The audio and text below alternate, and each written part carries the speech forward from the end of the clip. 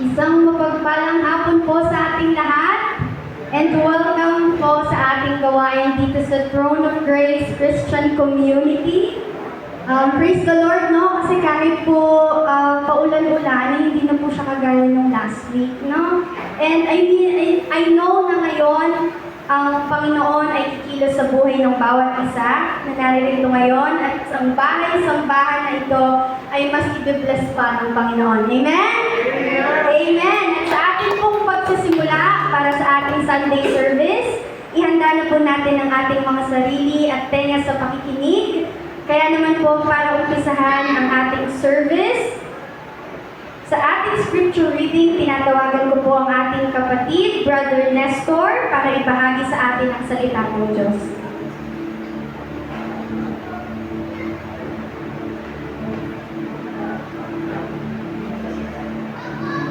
Magandang hapon po mga kapatid. Ang ating pong pagbasa ngayon ay mula sa ika-11 kabanata ng mga Hukog, talata 1 hanggang 4. So Judges chapter 11 verses 1 to 40. Ito po kasi ang magiging key verses ng aking preacher mamaya. Kaya babasahin na po ito ngayon. Kaya makinig po kayong lahat. Si Hekta na taga-Gilead ay isang matapang na mandirigma. Si Gilead ang kanyang ama at ang ina niya ay isang babaeng nagbebenta ng panandaliang aliw. May iba pang anak si Gilead sa kanyang tunay na asawa. At nang lumaki ang mga ito, ay pinalayas nila si Hekta. Sinabi nila, wala kang mamanahin mula sa aming ama, sapagkat ikaw ay anak sa labas. Kaya umalis si Hekta at nanirahan sa To. Doon ay nagbuo siya ng pangkat ng mga taong itinakil din ng lipunan at sama-sama sila sa pandarangbo. Pagkalipas ng ilang panahon, nilusog ng mga Amonita ang Israel. Dahil dito, si Hekta ay ipinasundo mula sa lupain ng To ng mga pinuno ng Gilead. Sinabi nila, ikaw ang manguna sa amin sa pakikipaglaban sa mga Amonita. Sumagot si Hekta, hindi ba't nasusuklan kayo sa akin, kaya ninyo ako pinaalis sa Gilead? Bakit lalapitan ninyo ako ngayong naharap kayo sa panganib?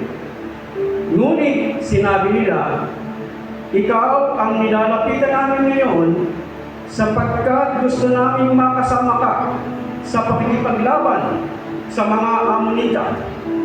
Gusto rin namin ikaw ang mamuno sa Gilead.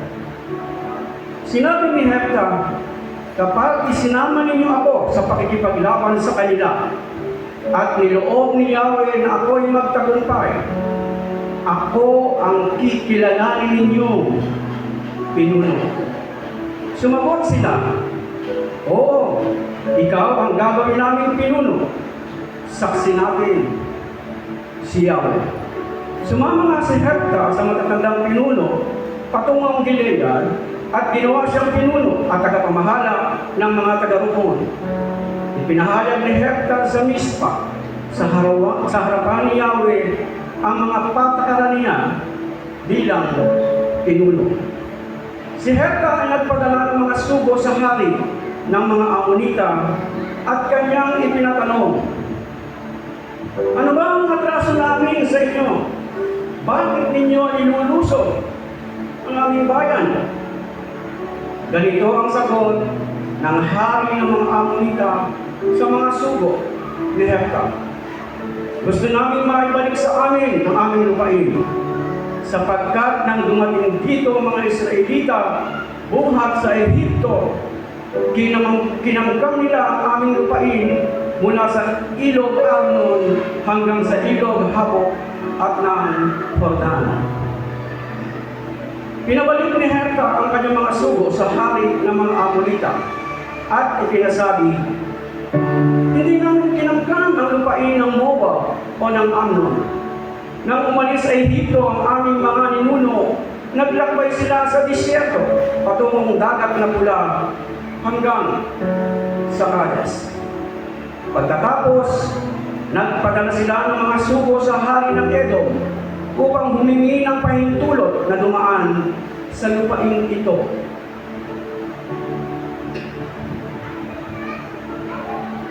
Ganoon din ang ginawa ng hari ng Moab, kaya pinasya nilang tumigil sa Kades.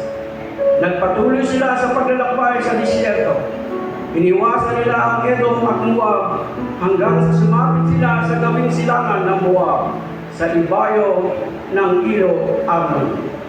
Nagkampo sila roon. Hindi sila tumawid ng ilog sapagkat iyon ang hangganan ng Moab. At nagpadala sila ng mga sugo sa Hesbon kay Haring Sihon ng mga Amoreo upang humingi ng pahintulot na dumaan sa lupain ito. Ngunit hindi pumayag si Sihon. Sa halip, tinipon nito sa jahas ang kanyang hukbo at sinalakay ang mga Israelita. Ngunit sila ibinigay ni Yahweh sa kamay ng mga Israelita. Kaya ang lahat ng lupain ng mga Amoreo sa dakong iyon ay nasakop ng mga Israelita. Buhat sa ilog Arnon sa timog, hanggang sa habok sa hilaga, at buhat naman sa disyerto sa silangan, hanggang sa Jordan sa kanluran. Kaya si Yahweh ang nagtaboy sa mga Amoreo upang ang lupain nila itirhan ng mga Israelita. At ngayon, gusto ninyo itong kunin? Inyo ng lahat ang ibinigay sa inyo ng Diyos-Diyosan ninyong si Semos. Ngunit, huwag ninyong papakialaman ang ibinigay sa amin ni Yahweh na aming Diyos. Sa palagay mo ba'y mas magaling ka kaysa kay Balak na hari ng Moab? Ni minsan hindi niya tinakang dipain ng Israel. 300 taon nang nanirahan ang mga Israelita sa Hesbon Aroer, sa mga bayan sa paligid nito, at sa mga lungsod sa palibot ng ilog Arnon. Bakit ngayon lamang ninyo naisipang gawin ang mga ito? Wala akong kasalanan sa iyo. Ikaw itong may kasalanan sa akin dahil sinasalakay mo ako. Si Yahweh ang buko ang magpapasya ngayon sa Israel at Ammon. Ngunit, ang pasabing ito ni Hepta ay hindi pinansin ng hari ng mga Ammonita. Ang Espiritu ni Yahweh ay lumubog kay Hepta. Tinipon niya ang mga tao sa Gilead at Manases. Pagkatapos ay nagbalik sa Mispa, Gilead. At saka nagtuloy upang salakayin ang mga Ammonita. Sumumpak si Hepta kay Yahweh ng ganito, kapag pinagtagumpayan ninyo ako laban sa mga Ammonita, susunugin ko bilang handog sa inyo ang unang lalabas sa aking bahay at sasalubong sa aking pag-uwi ko. Sinalakay nga ni Hepta ang mga Ammonita at pinagtagumpay siya ni Yahweh. Nagapi nila ang mga kalaban at nasakop ang 20 lungsod mula sa Aroer sa palibot ng Nini hanggang sa Adel Keramim. Marami silang napatay na Ammonita. Nang magbalik si Hepta sa Mispa, sinalubong siya ng anak niyang babae na sumasayaw sa saliw ng tamburin. Siya ang kaisa-isang anak ni Hepta. Nang makita siya ni Hepta, pinunit niya ang kanyang damit at buong paghinagpis na sinabi, anak ko, kay bigat na bagay nitong ginawa mo sa akin ngayon. Ang panata ko kay Yahweh ay hindi ko na mababawi pa.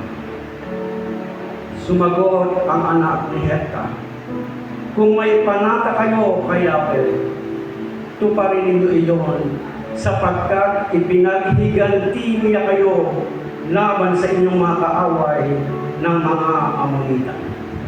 Ngunit may isa lamang po akong ipapakiusap sa inyo. Bayaan ninyong isama ko sa mundo ang aking mga kaibigan upang ipagluksa ko ng 2 buwan ang aking pagkabirhen. Pumayag naman si Hector na umalis ng 2 buwan ang anak niya. Nagpunta nga ito sa mundo kasama ang kanyang mga kaibigan upang ipagluksa ang kanyang pagkabirhen sapagkat mamamatay siya nang hindi makakapag-asawa. Pagkaraan ng 2 buwan, nagbalik siya sa kanyang ama at isinagawa naman ito ang kanyang panata kay Yahweh. At siya nga'y namatay ng naisang birhen. Mula noon, naging kaugalian na sa Israel na taon-taon ay 4 na araw na ipagluksa ng mga kababaihan ang dalagang anak ni Hector. Mga kapatid, ito po ang salita ng Diyos. Salamat sa Diyos.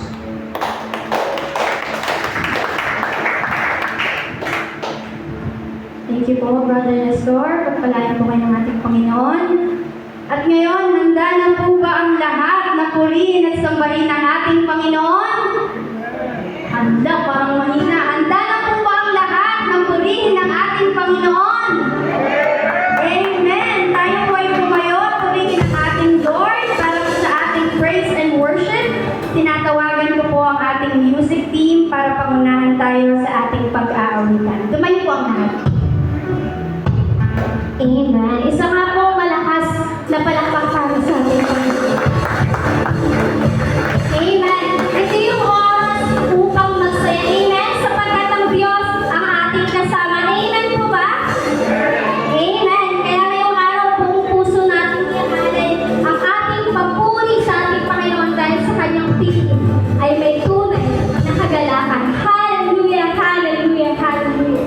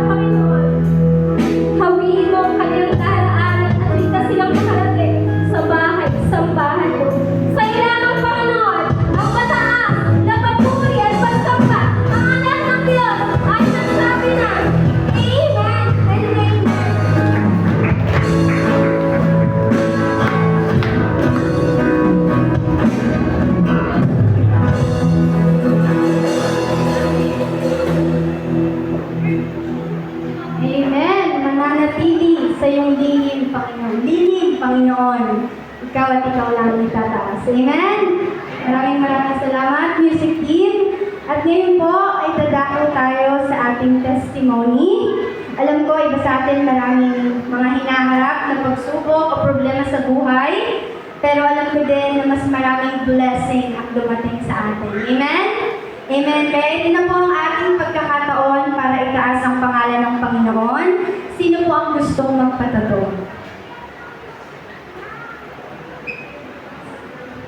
Meron po ba? Sa youth meron? Sa elders? Wala po bang gustong magpatotoo?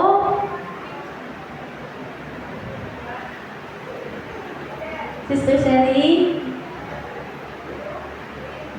Palakpakan po natin si Sister Sally.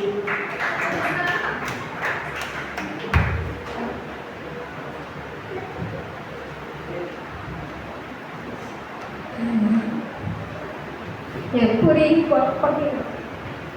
Sa ating Diyos kasi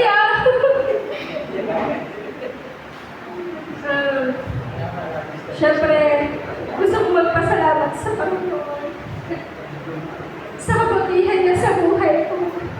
Kung napapansin niyo, siyempre, wala din ako namin. Minsan, dahil may work ako pag Sunday. Pero, napakabuti ni Lord kasi nagkakaroon man tayo ng pagkakataon na hindi natin siya nabibigyan ng oras. Di kahit kailan, di kahit anong araw o oras, hindi niya ako iniwan.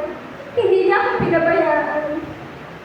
Sa mundo, maraming pagkakataon na pwede tayong magkamali ng daan. Pwede tayong makagawa ng maling desisyon.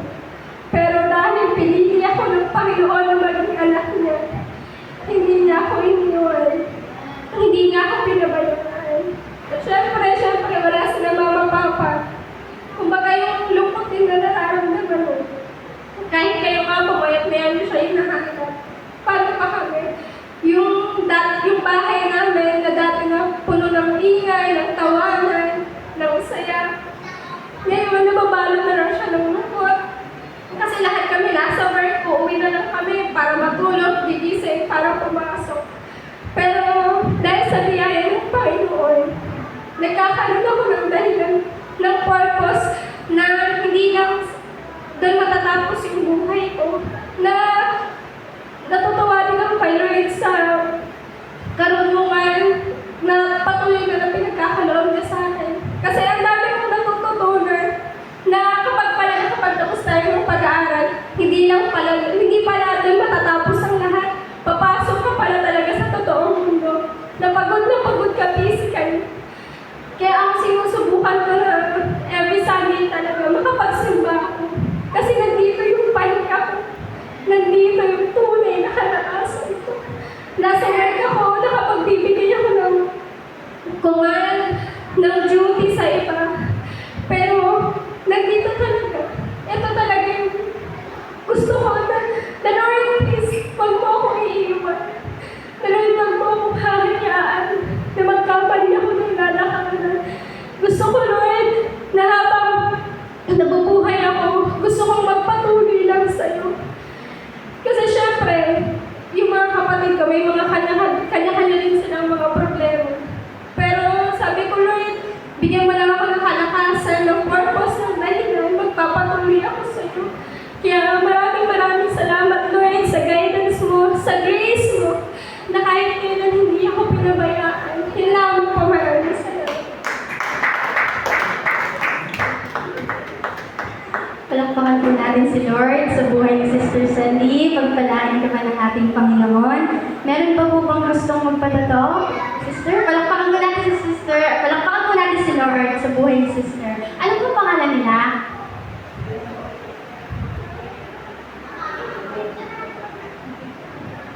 Magandang hapon po sa inyong lahat. Ako po ay labis na nagpapasalamat sa Panginoon at sa inyo po mga kapatiran. Bagamat ngayon na po ako nakarating dito, talagang minarapat po ng Panginoon na makarating ako dito sa mga apo ko po ang nag-church dito. Ngayon nangusap po ang Panginoon. Sige anak, kaya mo yan, makakalakad ka, makakarating ka santuario, nagsasamba ng mga apo. Kaya kanina po, talagang sinabi ko, Lord, bahala ka na sa akin. Bagay masira po ako maglakad at itong kamay ko, hindi ko may puwersa sa paghawak ng sasakyan. Pero sa tulong at awa po ng Panginoon Diyos, nakarating po ako rito. Kaya, Lord, maraming salamat po na tinulungan mo kung makarating dito na makapagpuri po sa Diyos, Panginoon. Alam niyo po, totoo po napakabot ng Panginoon. Sa kabila na po ng akin, halos wala pong tumutulong sa aking mga apo. Ano po yung apo ko, pero glory to God. Damang-dama po sa Panginoon Diyos ang pagtulong niya sa akin. Wala na rin po akong asawa. Kaya lang po namatay. Pero sa tulong po ng Panginoon, may ginagamit mga kasangkapan po sila. Sister Marisa, Sister Jane, sa lahat po ng bumubuo ito. Maraming salamat po sa mga tulong po na binibigay niyo sa amin. Kasi nakaranas din po kami ng baha kailan lang. Umakot po sa port ng aming pero talagang nandyan po, Panginoon Diyos. Maraming salamat po sa Diyos po. Kapuli. Praise the Lord. Ang Lord po ang magpapagaling sa inyo. Declare na kayo po ay magaling na. Amen? Amen. Maraming salamat po, sister. Meron pa po bang gustong magpatuto bago po tayo magpatuloy? Wala na po ba?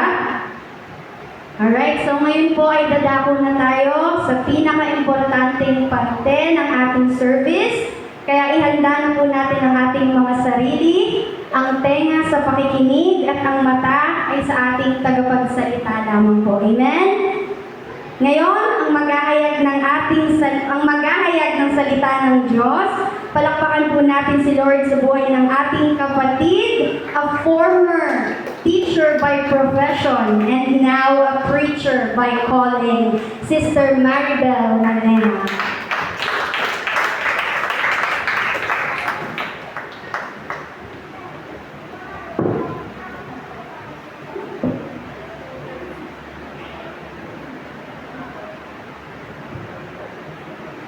Purihin ang Panginoon sa buhay ng bawat isa. Hallelujah. Nakausap ko kanina ang ating bisita na tungkol sa kanyang fracture na. At naniniwala ako na sa kanyang pananampalataya ay pagagalingin po siya ng ating Panginoon. Hallelujah. At again, maraming salamat, Sister Jasmine, sa napakagandang introduction. At purihin ang Panginoon sa buhay ng bawat isa. Hallelujah. At muli sa mapagpalang hapon po sa bawat isa at maging sa ating online community.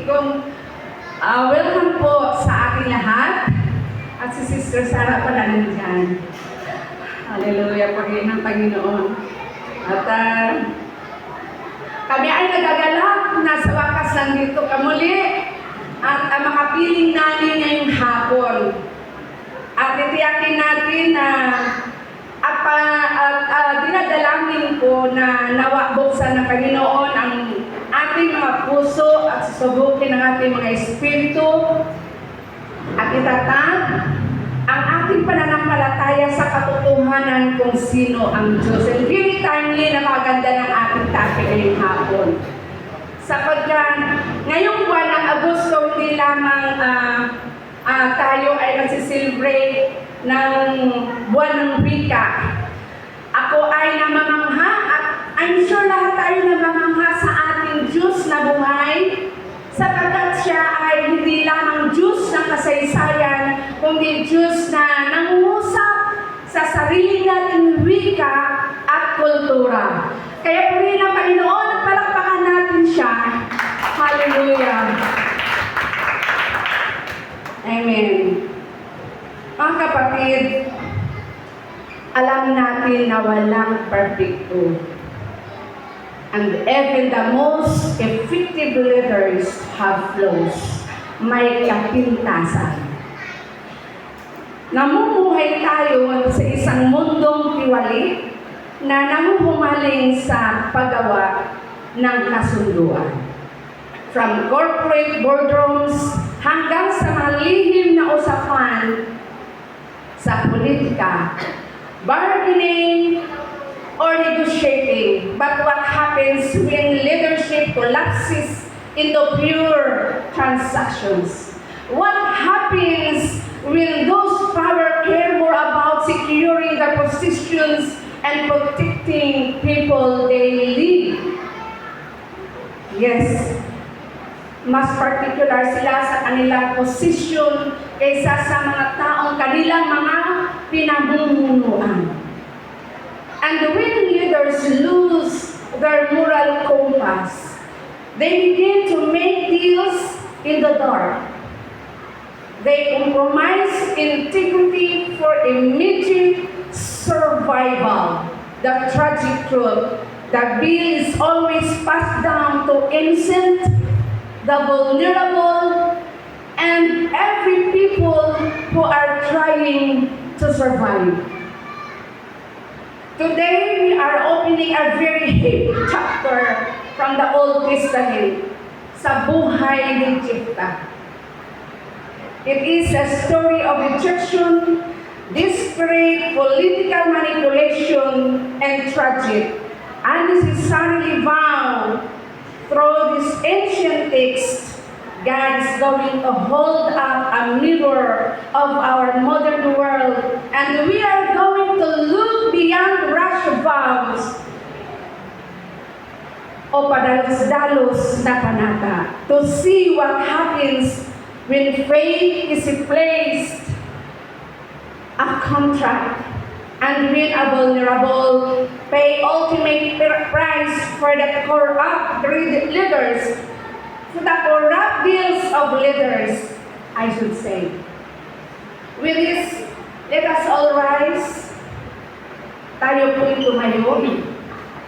Samahan niyo po ako sa pagbasa sa ating papers taken from the book of Judges chapter 11 verse 9. And it says, Jephthah said to the elders of Gilead, if you bring me home again to fight against the Ammonites, and the Lord gives them over me, I will be your head. Sa Tagalog, sinabi ni Jephthah, pag isinama ninyo ako sa pakikipagbaka sa kanila at niloob ni Yahweh na ako ay magtagumpay, ako ang kilalanin ninyo pinuno. Let us close our eyes and bow in prayer. Hallelujah. O Most High, Creator of heavens and earth, made by your reign, upheld by your power, governed by your will. Wonderful, amazing God, you are worthy to be praised. We exalt you. Hallelujah. Kamangha-mangha ang iyong kapangyarihan at kadakilaan. At ngayong hapon, we ask you to please cleanse us with the precious blood of your Son, Jesus Christ, our Lord and our Savior, for us to come closer to your feet. Maraming salamat, Ama. And we humbly ask you to please patahimikin mo po ang ingay ng mundo sa aming mga isip and speak to us through the tragic life of Jephthah. And for us to learn that you alone is enough. Oh Holy Spirit, we acknowledge your presence in the midst of us to control everything. And please give us more knowledge and wisdom for us to understand the message. And please be with me and clothe me with humility as I deliver your word with anointing power and authority. In the mighty name of Jesus we pray. Amen. Hallelujah. To fully understand, we must unlock two foundational biblical concepts that are colliding in the narrative: the political contract between or versus divine contract. A covenant, meaning a binding binding agreement between two parties. It is typically involving formal statement of the relationship. But in the Old Testament, God and His people, prior to the coming of Jesus Christ and establishment of the new covenant. In an ancient Israel, leaders were supposed to operate under a covenant, a relationship rooted Jephthah. As Jephthah said to the elders of Gilead, if you bring me home again to fight against the Ammonites, and the Lord gives them over me, I will be your head. And this is plainly a political contract. In Hallelujah. In loyalty, mutual love, and absolute obedience to God. However, in the era of the judges, ang mga pinuno ay bumagsak sa paggawa ng mga kasunduan sa sarili nilang kapakinabangan. At makikita natin dito ang paganizing faith, kung saan namumuhay si Jephthah sa isang kapaligirang lubos sa labahinan ng pananampalataya ng pagano. Ang mga kalapit na Ammonites ay sumasamba sa isang buwad na Diyos, si Simos. And he demanded a child offering sa mga tagumpay militar. At sa paglipas ng panahon, itinigil ng mga pinuno ng Israel ang pagtrato kay Yahweh bilang kataas-taasan at mahabaging tagapagligtas.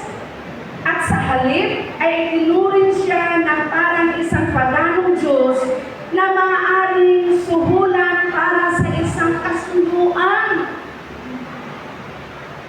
And the next word is rejected. The root word, reject.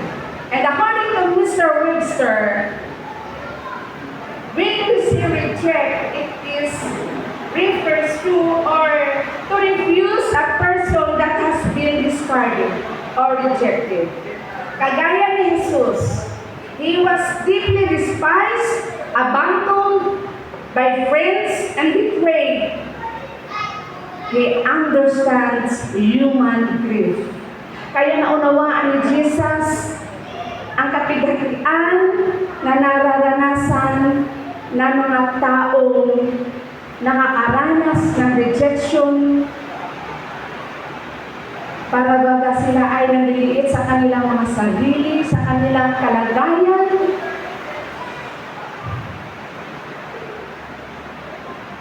Hallelujah. Kaya manahan tayo sa ating Panginoong Jesus. Again, beyond vow. Sa higit na panata, in three main points. The first one, the desperation of fickle leadership. Desperasyon ng pabago-bagong pamumuno o sa kawalang pag-asa ng pabago-bagong pamumuno. Judges chapter 11 verses 4 to 9, the story begins with a leadership crisis. The Ammonites are attacking Israel. The elders of Gilead, the ruling political elites, are terrified sapagkat namimiligro ang kanilang bayan. At ilang taon na ang nakalipas, ang mga elitistang ito na mapagpakunwari, mapagpaimbabaw, nakasapwat din doon sa pagpalayas o pagkakwil kay Jephthah ng kanyang mga stepbrothers. At kaya si Jephthah ay napadpad sa lupain ng Tob. Ano ba ang pipicture out natin kapag sinabing ikaw ay kasama ng mga ang lupain tub ay lupain o ito yung lugar kung saan itinapon ang mga taong itinakwil. Sila yung mga taong inuupahan ng mga kawan. Sanay sila sa pakikipagnegosasyon. Kaya makikita natin dito, ang kanilang karakter ay napakababa. Pero ganun naman din,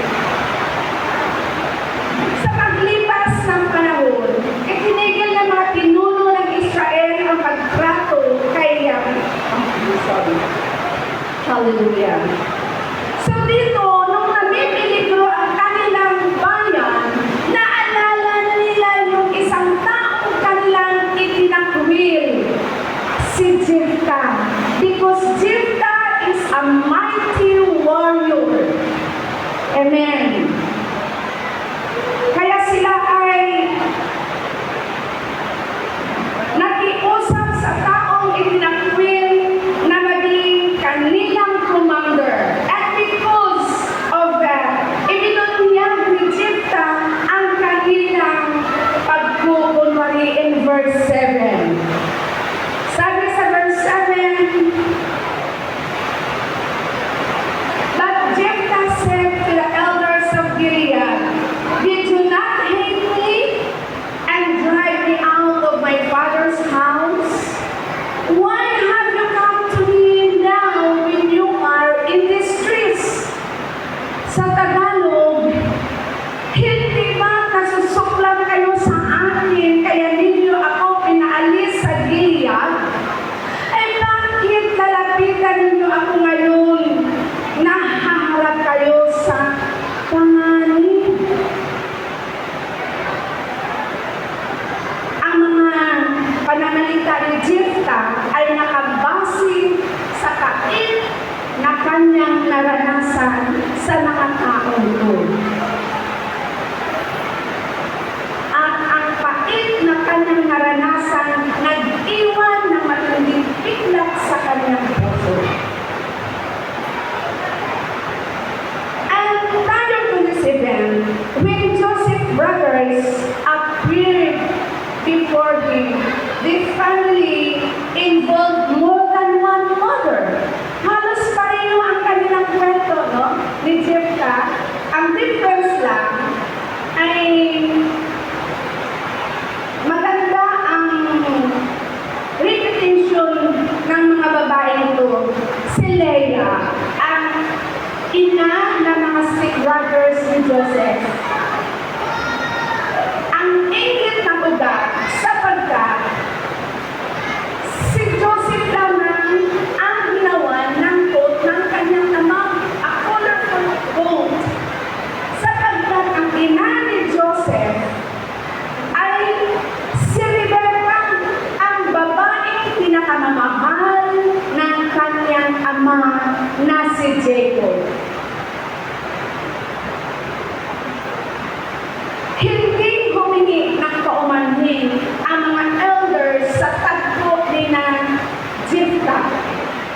Bago sila ay nag-offer ng isang kasunduan. And this is plainly a political transaction. Mababasa natin sa verse 9. Jephthah said to the elders of Gilead, if you bring me home again to fight against the Ammonites, and the Lord gives them over me, I will be your head. And with the leaders rule without the fear of God, ang kanilang ugnayan ay lubos na mapagsamantala. Ginagamit nila ang tao sa kanilang sariling kapakinabangan. Kapag ang tao ay wala ng silbi sa kanila, ito'y agad nang tinatapon. Si Jephthah parang uling. Madumi, basag, tinapon. Ngunit nung nawalan siya ng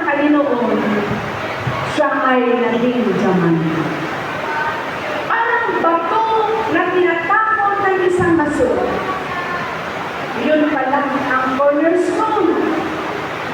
Si Jesus, niligid din.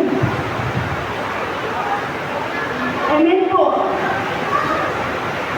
Pero siya pala ang ating tagapagligtas.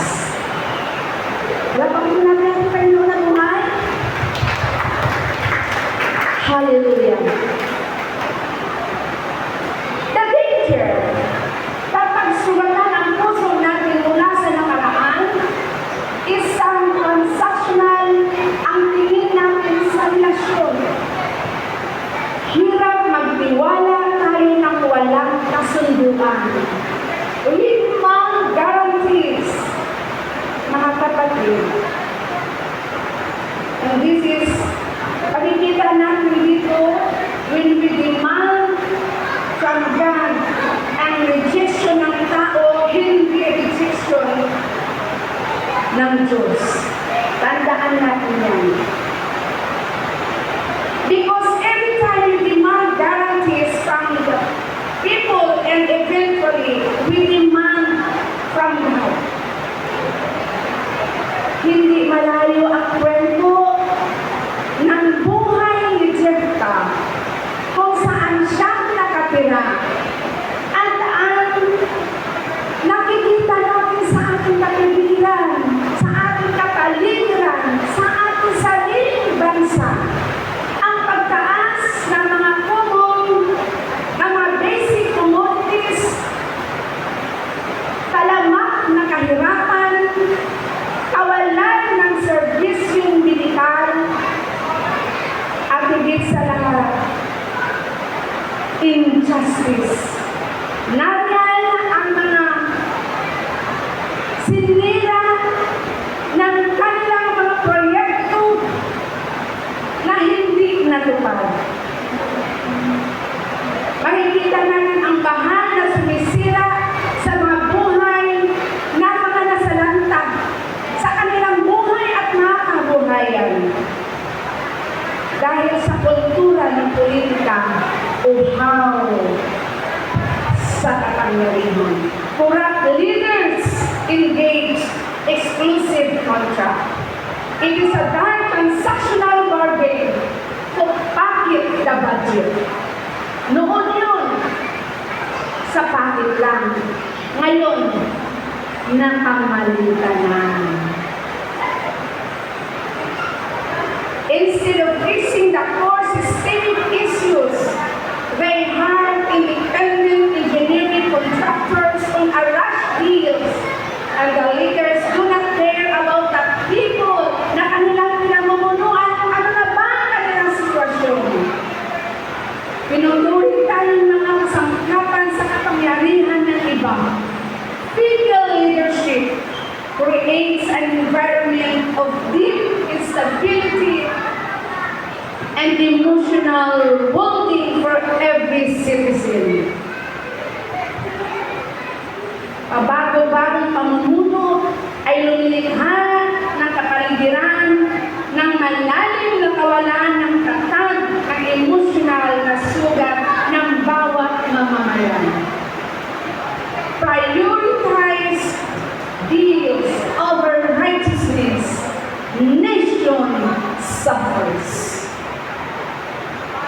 Pangalawa, God honors His word. Yes, truly that God is a man of His word. Maging ang ating mga ninuno noon, di ba? Very particular sa mga salitang kanilang mga dinibitawan. Mayroon silang word of honor. Kasi yun ang kanilang mga natutunan sa salita ng Diyos. Na dapat din maging sa mga bagong henerasyon, magkaroon tayo ng word of honor. At now, commitment confirmed in verse 11. Sabi, so Jephthah went with the elders of Gilead. And the people made him head and leader over them.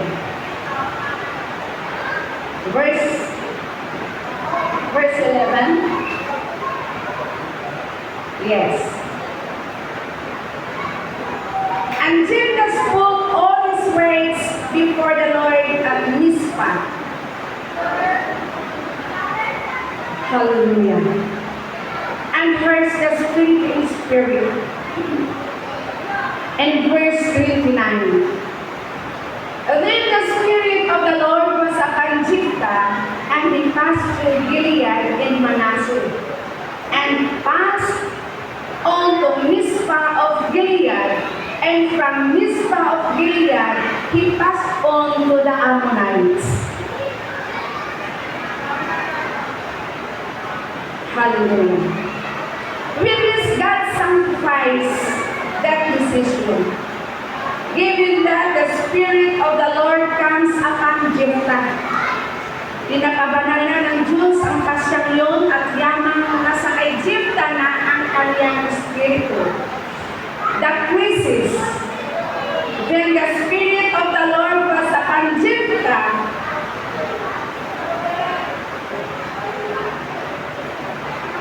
Letter A, yes. Then the Spirit of the Lord was upon Jephthah. Kumbaga, sumalakay na ang Espiritu ng Panginoon kay Jephthah. Ang ibig sabihin, God's presence and victory were already guaranteed. Ipinagkaloob na. But because of his deeply rooted insecurity, Jephthah felt the need to sweeten the deal. Nais ang matanisin pa ang kanyang deal sa Panginoon.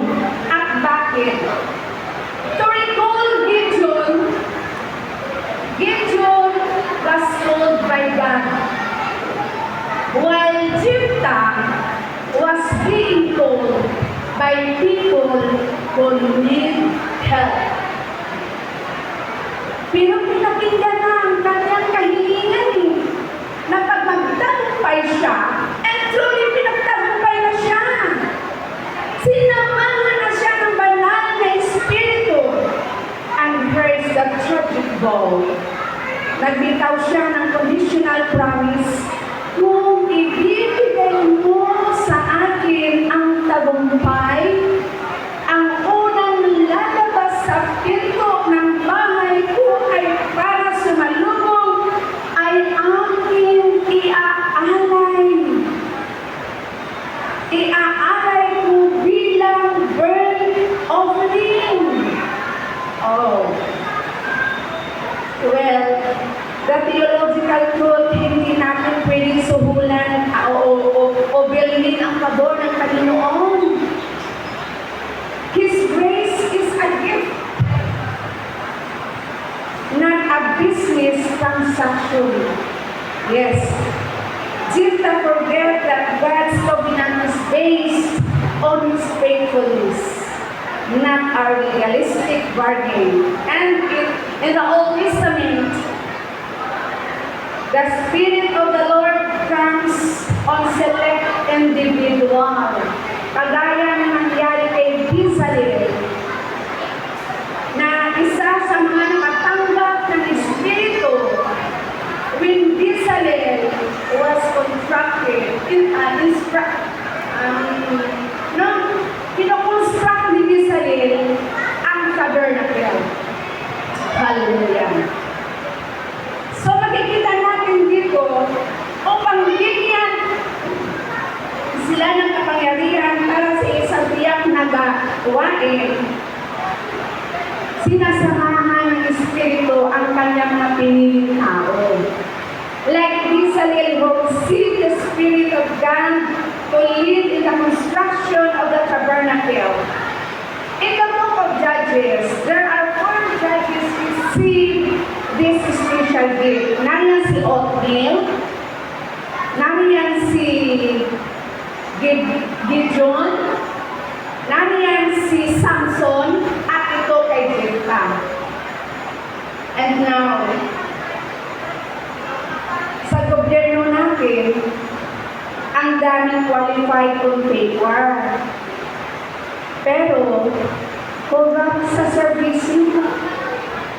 Si Jepta, walang political dynasty, walang koneksyon, nakatira sa lugar ng mga taong itinakwil,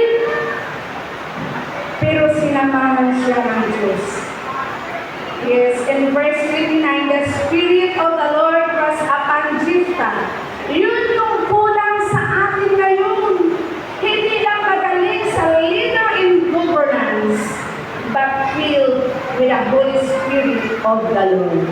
Kapatid, ang pagtulong natin sa ating kapitbahay, ang pagtrabaho ng tapat, ang pagbuto ng tapat, ginagamit ka ni Lord to save our country. And po, aral sa atin yun.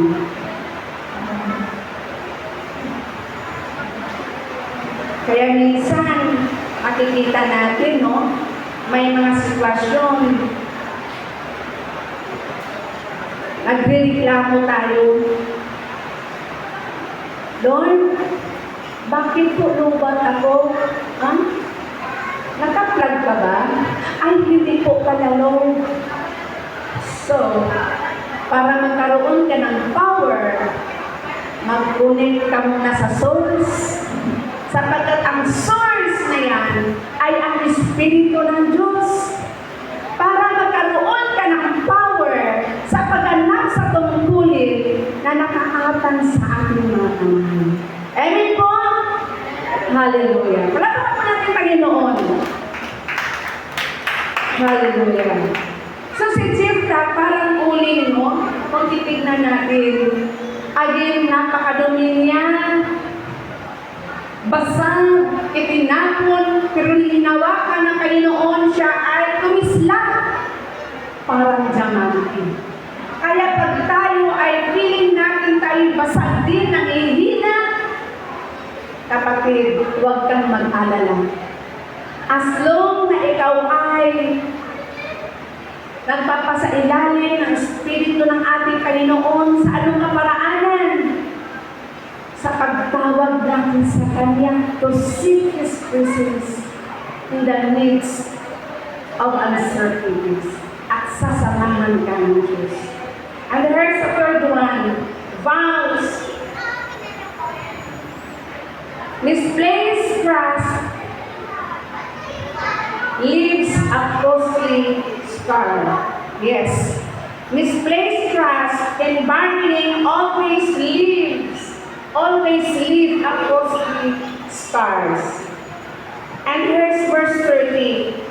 Jepta made a vow to the Lord and said, if you will give the Ammonites into my hands, verse 31, then whatever comes out from my doors of my house to meet me when I return in peace from the Ammonites shall be the Lord's, and I will offer it up as a burnt offering. Vows shift from romantic context to a toxic mixture of political deals, human manipulation, and rash promise to God. Sabi kanina, if verse 13,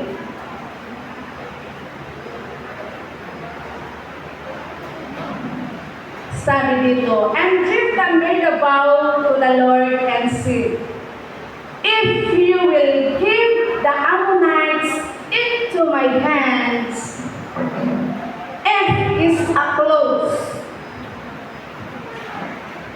Then,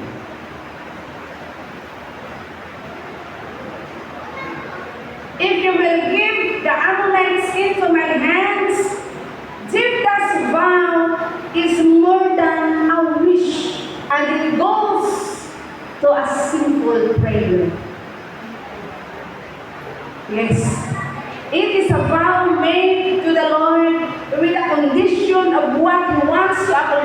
in the impending battle. He desires to have a victory, and he uses a figure of speech to express it, and that he wants the pressure delivered into his hands. Letter B. Then the close then whatever comes out from the doors of my house. Kung aralin natin, kung bubusiin natin, then whatever, when we say whatever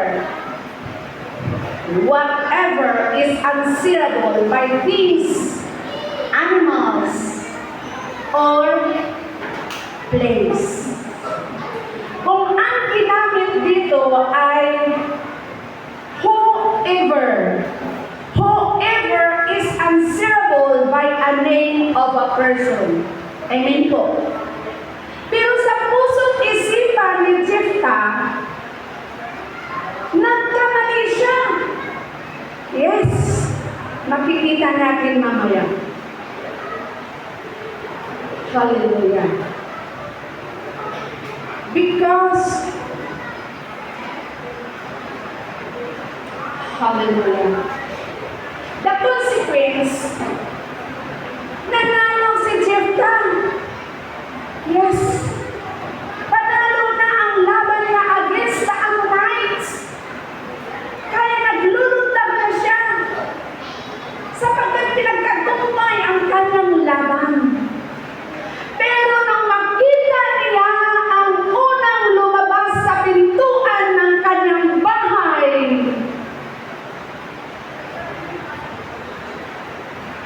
ang kanyang transactional vow ay nagbunga ng matinding tigati at trahedya. Yes. Beyond rational, madali tayong mangako sa init ng galit o frustration o minsan na overwhelmed tayo. Hindi na natin sinasala ang ating mga sinasabi at kalimitan pag tayo ay nagkukwento sa ating kausap at dahil gusto mong maniwala siya sa iyo, gagamitin mo ang pangalan ng Diyos o nagpa-promise ka pa, and that is sin. Sabi nga, magsabi ka lang ng oo kung oo at hindi kung hindi. Hayaan mong kausap mo kung maniwala siya o hindi. Mangako tayo kay Lord dahil mahal natin siya. Madalas tayong mabibigo, ngunit ang biyaya ng Diyos ay hindi napuputol. Sikapin natin matupad ang ating mga church commitment wholeheartedly. Hindi pwede yung 50-50. Kapatid, kung ginamit ng Diyos si Jephthah, gagamitin tayo niya. Palapakan mo natin kanina na buhay. Hallelujah. When we try to trade with God based on our terms, we end up carrying burdens and that God never intended to us to bear. Ayaw ng Diyos naman talagang pahirapan tayo. He wants our obedience and faithfulness. Our desperate deals, ang pangako ng politiko sa kanyang mga kroni ay nagre-resulta ng pagdurusa ng taong bayan at ang scar na naiiwan sa kanilang transaksyon, ito ay kahirapan ng masang Pilipino. But what happens when carrying this worldly transactional mindset in our relationship with God? what happens when we try to bargain with the Almighty? And here is our application. And the first one, evaluate your prayers. Susuriin mo ang iyong panalangin ngayong linggo. Lord, pag ginawa ko ito, gagawin mo ang ganito. Oh, no. Shift from bargaining to surrendering. Sabi mo sa katabi mo, shift from bargaining to surrendering. Pray like Jesus. Not my will, but yours be done. Yun yung kanyang panalangin sa kanyang anak.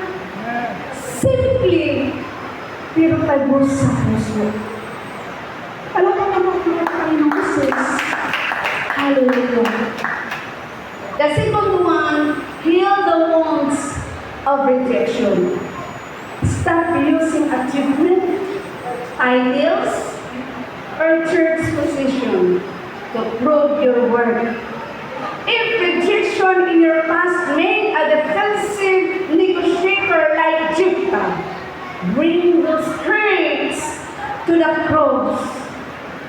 Sapagkat mga kapatid, binayaran na ng Panginoong Hesus ng kanyang banal na dugo ang ating mga security. That we someday, pag tayo mag-goodbye na sa earth, we will be in His paradise. Amen po. Hallelujah. Hallelujah. The third one, rest in sovereign grace. Trust that God's plan to your life do not depend on how perfectly you bargain with Him. Rest in the truth that He is God, that He is capable, even in your battles. Kaya ni Lord ang iyong laban sa buhay, anumang sitwasyon ang iyong sinusuko ngayon, kapatid. Anumang nararamdaman mo ngayon, God is good all the time. Napakan mo natin ating Panginoon. Bilang mga Kristiyano, ang Diyos ay laging panig sa katarungan at hindi panig sa panganin. Nadala ng mga maling mindset. Binasag ni Jesus ang kultura ng transaksyon sa bagong tipan. We should not make it difficult for the Gentiles who are turning to God. Kaya ang transaksyon ng tao ay laging may kaakibat na pagdurusa. Kaya huwag larang si Jephthah. Huwag tayong umasa sa mga pangako ng iba. Hallelujah. Hallelujah.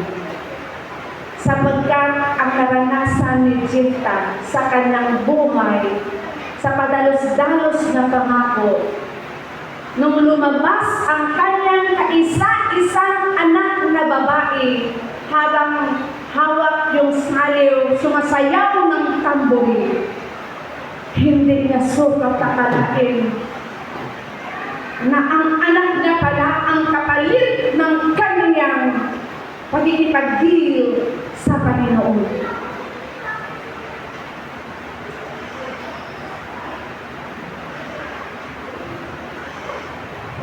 Si Jephthah may word of honor.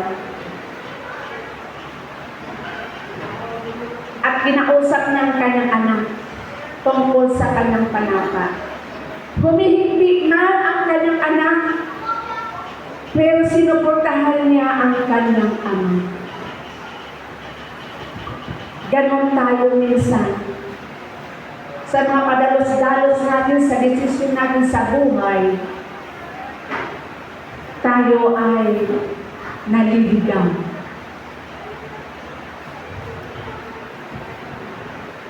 Kaya mga youth, makinig lagi sa pangaral ng inyong mga magulang. Kahit minsan sila'y sinasagot-sagot nyo, hindi sila napapagod magpaalala sa inyo kasi mahal kayo ng inyong mga magulang. Nakaka-touch kanina yung sinasabi ni Sister Selly. Namimiss niya ang kanyang magulang. Yung dating ingay sa kanilang tahanan, ngayon ay nakabalot na sa kalungkutan, sa sobrang tahimik. Pero mas swerte tayo, mas mapalad kayong mga henerasyon kasi napakaganda ng bagong teknolohiya natin. Anytime, pwede natin silang makausap. Amen po? Hallelujah.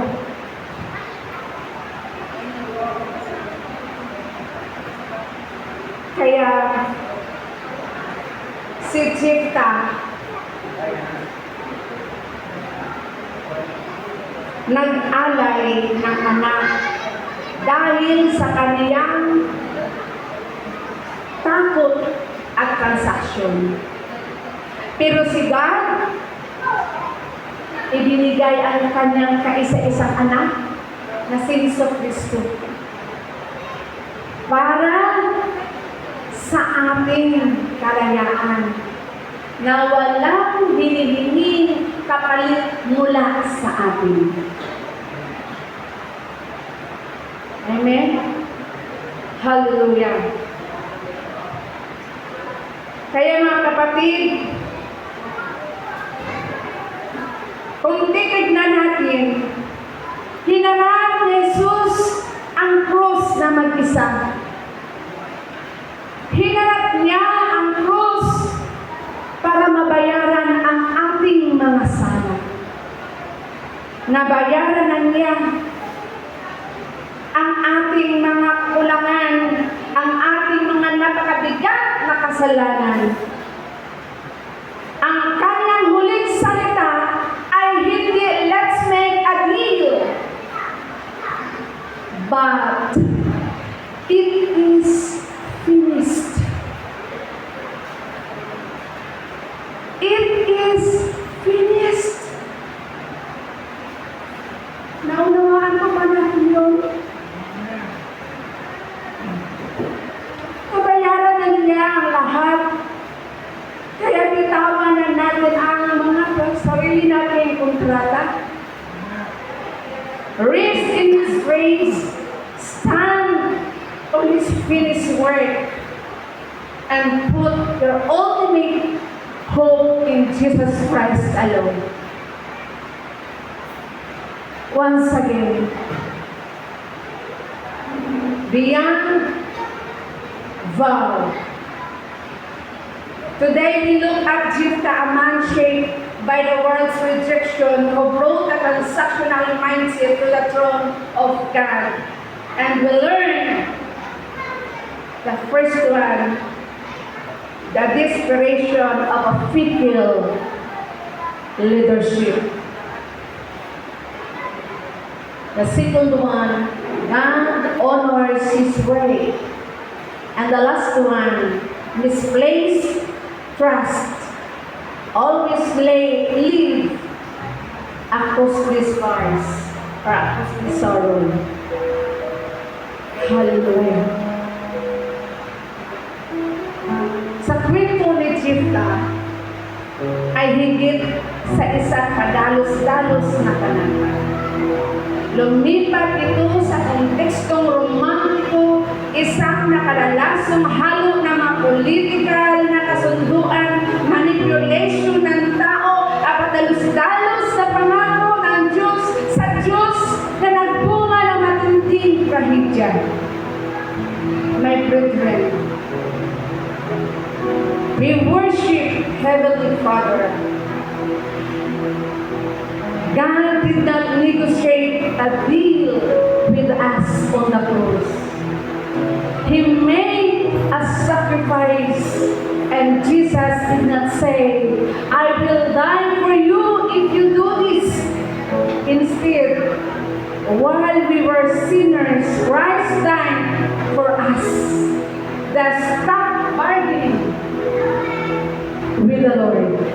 Step out of the transaction and step into His unconditional grace.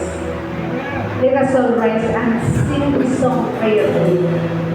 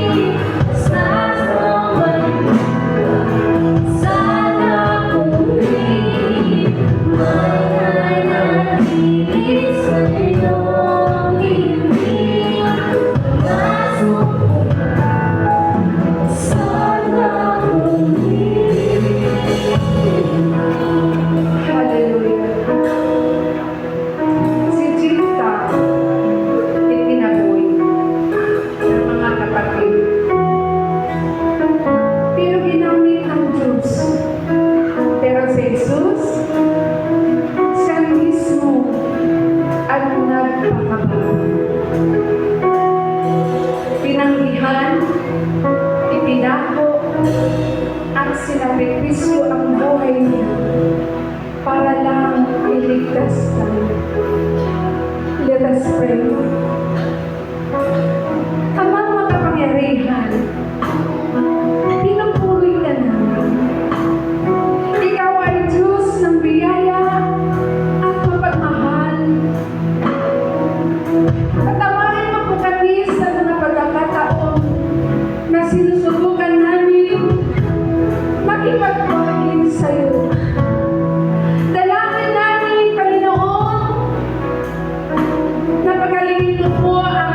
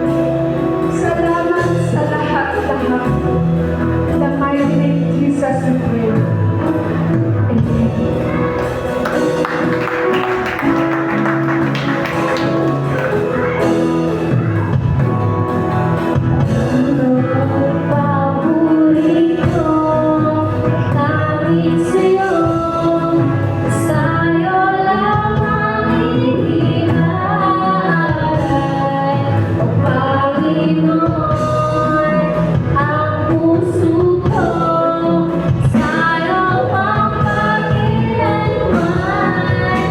Ang papuri ko ay tanging sa'yo, sa'yo lamang iniaalay.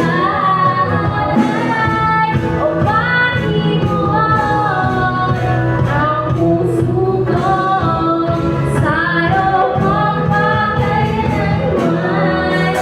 Mananatili sa'yo, hindi sasambung sa dakilig. Mananatili sa'yo, libing kasumpungan ka sa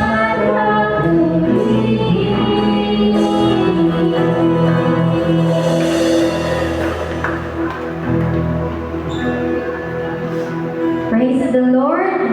Maraming salamat, Lord, sa buhay ng aming kapatid na si Sister Belle. Pagpalain pa po kayo ng ating Panginoon. Amen? And just a summary lang po, no, with the title, Beyond Vows. Number 1, the desperation of fecal leadership. Kawalan ng pag-asa ng isang pabago-bagong pamumuno. Application po is evaluate your prayers. Number 2, God honors His word. So, pinaparangalan ng Diyos ang kanyang salita. Application, heal the wounds of rejection. Amen? And yung number 3, misplaced trust leaves a costly sorrow. So, ang maling pagtitiwala ay nag-iwan ng matinding pighati. Application, rest in sovereign grace. Amen? Tayo po ba ay nabusog sa salita ng Panginoon? Amen at amen. So, dadako na po tayo sa parte ng pagbibigay. Kaya ihanda na po natin ang ating mga sobre. At para po ibahagi ang salita ng Diyos, tinatawagan ko po si Sister Jen Fabros para po sa ating tithes and offering. Palakpakan po natin sa Lord sa buhay ni Sister Jen.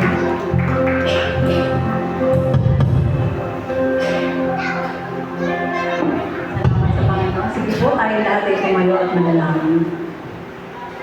Inanyaya ko po ang bawat isa ay tumayo at tayo manalangin. Ama, nagpapakumbaba po kami sa inyong harapan.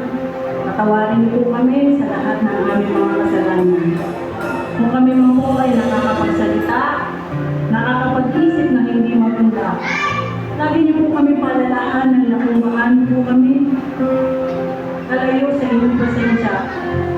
Lagi niyo po kami palalahanan na kung gaano po kayo kabuti, na kung gaano po kayo kadakila. Bigisin niyo po kami na inyong pag-ibig sa gawain na ito, Panginoon, at patuloy po kami nananalig at nananampalataya na ang lahat ng pangangailangan ng gawain na ito, Lord.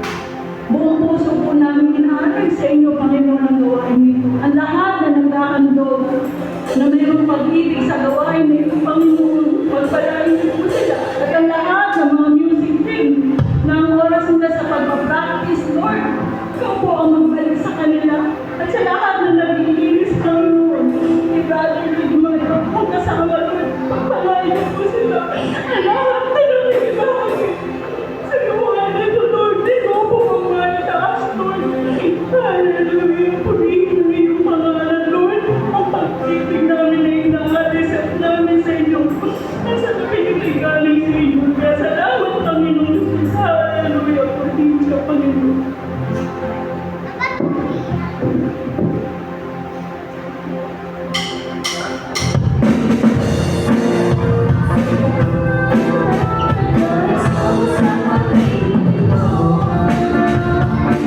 Walang ibang kamasakit katulad mo. Salamat sa pag-ibig mo. Ang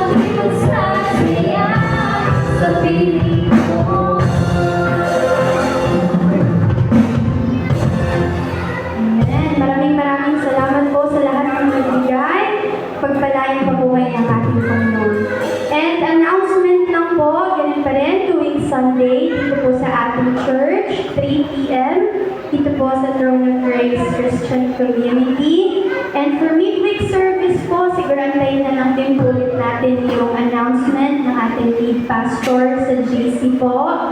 And ayun, maraming salamat po sa lahat ng dumalo. Alam po namin na medyo masamang panahon, pero maraming salamat po sa pagpunta. Naway, i-bless pa po kayo ng ating Panginoon. At bago po tayo magtapos, or for our prayer and benediction, tinatawagan ko po ang ating lead pastor, Pastor Bons Tabros. Tumayo po tayo na. Purihin po ang Panginoon. Salamat sa ating Panginoon sa pagpapala ng kanyang mga salita. Sige, tayong lahat po ay tumayo. Purihin ang Panginoon. So this coming Wednesday po, wala muna tayo midweek. And God willing, kita-kita ulit tayo sa Sunday para sa ating worship service. No? Yung iba nagtataka, bakit sinasabi ni Pastor God willing? Mga kapatid, hindi natin alam. Baka mamaya susunduin na tayo ng Panginoon. Hindi ko alam kung ako lang yung nakakakita sa Facebook, no? Kahit saan may lindol, kahit saan may mga kalamitan, at kahit saan may nangangaral ng salita ng Diyos. Napansin niyo po yun? Minsan may mga bata, mga paslit na nangangaral ng salita ng Diyos. At alam niyo ba, biblical yun. Na sa mga huling araw, even yung mga bata gagamitin ng Panginoon para bigyan tayo ng paalala na maaari nang dumating. Anytime. Yung rapture po, anytime pwede mangyari yun. Pwede mamayang gabi. Pwede bukas na umaga. Pwede sa Sabado na umaga. Kaya sabi ko, God willing, magkaroon pa tayo ng gawain next Sunday. Pero ang tanong, tayo ba'y handa? Tayo ba'y handang salubungin ng ating Panginoon? Hallelujah. Sige, palakpakan natin ang ating Panginoon. Oh, worship the Lord. Bago natin sahihin yung ating closing song, manalangin ko tayo. Pwede kayo sumabay, or pwede naman sa puso lang. Itong panalangin na ito na habang tayo ay naghihintay sa Panginoon. Okay po? Sige po tayo pumikit tayo manalangin. Panginoong Jesus, ang aming paningin ay nakatuon lamang sa inyo ng may kagalakan. Habang malugod namin hinihintay ang inyong uling pagbabalik. Puspusin mo po kami, Panginoon, ang inyong banal na Espiritu upang manatili kaming dalisay, tapat, at matatag habang abala sa paggawa ng mga bagay na pinagagawa niyo sa amin. Salamat po dahil itong sanlibutan na madilim at magulo ay hindi ang aming tunay na tahanan, kundi sa tahanan inihanda ninyo kung saan kayo ay aming makakapiling sa kawalang hanggan. Panginoon, turuan mo kami at tulungan niyo po na mabuhay kami ng may malinis na puso at kaisipan, Panginoon. At ilayo sa mga masasama at maruruming bagay na hindi sakop ng inyong kabanalan. Huwag nawa kaming malibang sa mga bagay ng sanlibutan, kundi sikaping mabuhay na nagbibigay karangalan at luwalhati sa inyong kabanal-banal na pangalan, Panginoon.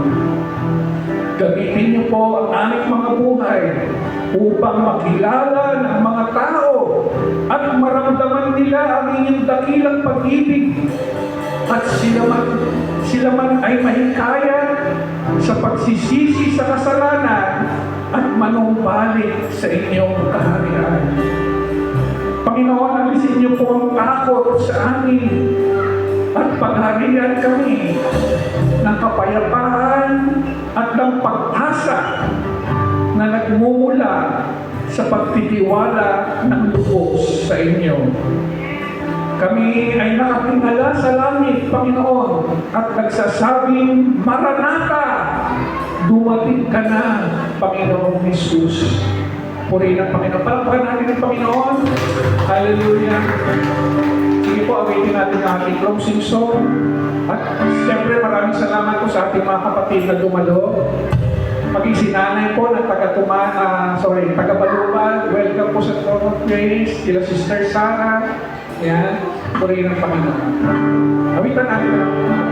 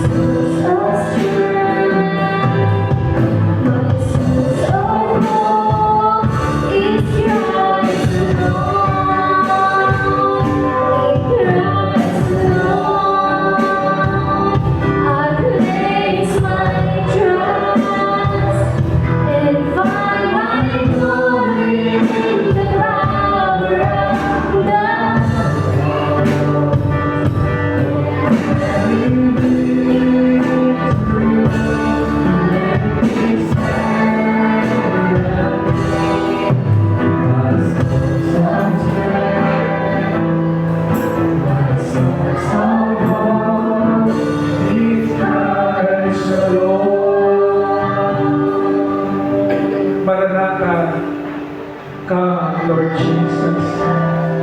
Come, Lord Jesus. Hallelujah. Lord, sa buhay namin, wala po kaming pinakaasang Panginoon, kundi kayo ay aming makita, makapiling, Panginoon, at pagmasdan ng inyong kagandahan. Ngunit salamat, Panginoon, na habang kami naghihintay sa inyong muling pagbabalik, patuloy niyo po kami pinagpapala ng inyong mga salita. Patuloy niyo po kami pinalalakas, Panginoon, ng inyong mga salita. At patuloy na pinagbubuklod ng pag-ibig ang iglesia nito, Panginoon. Alam namin, narito ka sa aming kalagitnaan sa mga sandaling ito, Panginoon. At nakikita na babatid mo ang laman ng aming mga puso, Panginoon. Oh, hallelujah. We love you, Lord Jesus. We love you, Lord Jesus. And we honor you today with our lives, Panginoon, and how we live our lives, Panginoon. Nawa ang bawat isa sa amin, Panginoon, ay datnan ninyong nagtitiwala at tapat sa inyo, Panginoon. Maraming salamat, Panginoon Jesus. Tapos na po ang ating gawain, tanggapin natin ang biyaya, pagpapala ng Panginoon Jesus, ng pag-ibig ng Diyos, at ang pag-ibig ng Banal na Espiritu ngayon, at kapasawala